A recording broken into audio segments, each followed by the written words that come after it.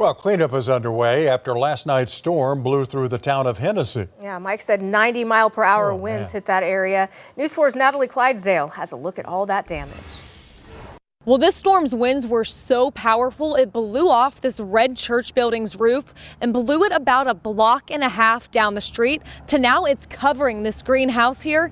And the town of Hennessy says they have a long cleanup ahead of them. Downed power poles, damaged buildings, and a trail of debris. It looks like a war zone.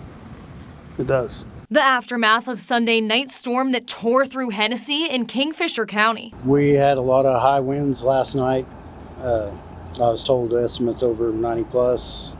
Knocked a lot of power out. Hennessy Fire Chief Brandon Scott says at one point about 90% of the town's power was knocked out. We haven't seen anything like that here in a while. I think everybody's kind of a little bit in awe this morning. Gene Bennett and his wife watched the raging winds from their window and witnessed what may be the worst of the destruction. And we heard glass breaking and something big crash. They soon discovered the First Baptist Church's roof was now covering their next-door neighbor's entire home. The roof, including the steel beams that were holding it up, got lifted off of the building, flew through the air about a half block away, and landed on somebody's house. There were kind of bricks that flew in the process. I mean, the wind was ridiculous. Town leaders say they'll need all hands on deck for this week's cleanup. We're going to have to work together and try to get it all figured out.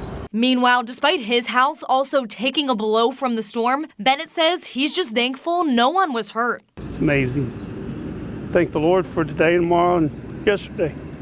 In Hennessy, Natalie Clydesdale, Oklahoma's News 4. Town officials say they expect the cleanup to at least take a few days, and hopefully they get some great weather for that cleanup. It's a mess down there. It looks like